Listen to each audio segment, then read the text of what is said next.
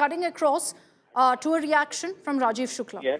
आहत है कि इस तरह की घटना पहले हम लोगों ने सोचा भी नहीं था कि एक लीग के परिणाम से इस तरह लोगों में जो है ये उत्साह हो सकता है कि भगदड़ हो जाए और इस तरह की स्टैम्पीड में लोग मारे जाए।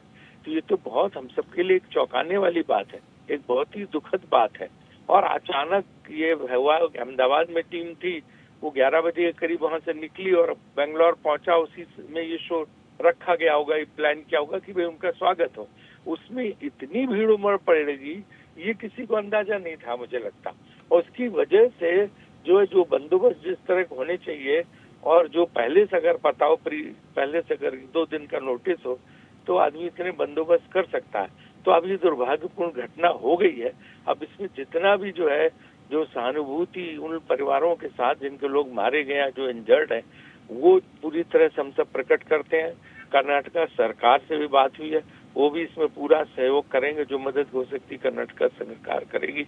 और बीसीसीआई के लेवल पे हम लोग आपस में बात कर रहे हैं कि फ्रेंचाइजी के साथ क्या बात हो, कैसे करके ज्यादा से ज्यादा लोगों की मदद की जा सके।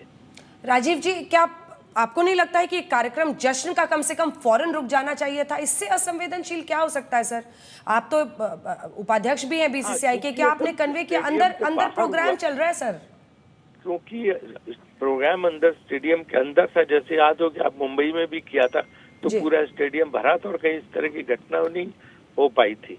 लेकिन ये इस तरह इतने लोग बाहर स्टेडियम के इकट्ठे हो जाएंगे, इसका मुझे नहीं लगता कि किसी को अंदाजा भी था कि इस तरह से लोग जो है जमा होंगे। तो जो फैन फॉलोइंग है टीम की या विराट की, उसकी वजह से हजारों की संख्या में लोग पहुंच गए और इसकी वजह से घटना हुई जो बेहद जो है न केवल मतलब दुखदायी बल्कि चिंताजनक है। आगे के लिए भी हमें प्रिकॉशन लेने पड़ेंगे।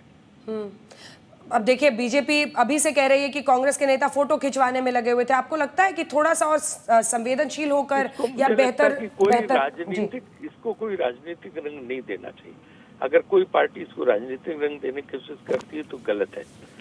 इस तरह क्रिकेट को लेके कहीं भी उसके फैंस की कोई घटना हो सकती है तो उसको स्टेट वाइज नहीं देखना चाहिए कि उस स्टेट में उसकी सरकार, इस स्टेट में उसकी सरकार है। इसमें तो सब कुछ जुट के जो है वो करना चाहिए कि मदद। और इस तरह की बात आप सब लोग भी अचंभित होंगे कि आईपीएल के मैच के रिजल्ट के बाद भगदड़ हो सकती है, लोग मर सकते हैं क्या? आपने भी नहीं सोचा होगा, पत्रकारों में अनुमान नहीं होगा कि ऐसा हो सकता है। लेकिन पुलिस कह रही थी सर, राजीव जी, पुलिस सुबह से कह रही थी विक्ट्री परेड उन्होंने जो विधान सौदा से चिन्नास्वामी स्टेडियम जाना था, पुलिस ने हाथ खड़े कर दिए, हम नहीं करा सकते, आप इसको बंद कीजिए, कैंसिल कीजिए। ये कार्यक्रम नहीं रुक सकता था क्या?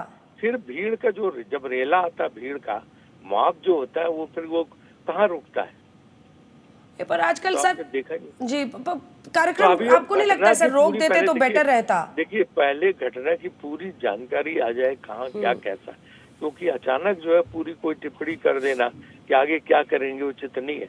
अभी तुम घटना के डिटेल्स ले रहे हैं सारे।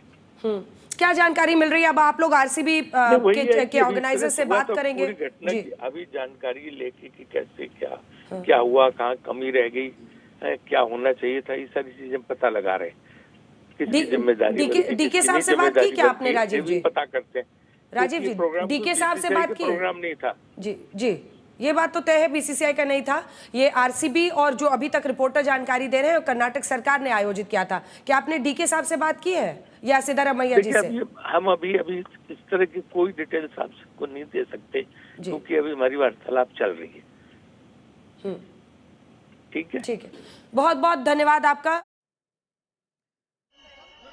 Rajiv Shukla there being asked clearly, is this the time for celebration? Should we be having an event where again we're felicitating players, everyone's enjoying, when just meters away over 7 lives have been lost? This is an event that's being organized by RCB. The event organizers didn't deem it fit to cancel an event despite deaths, casualties being reported as a result of sheer mismanagement.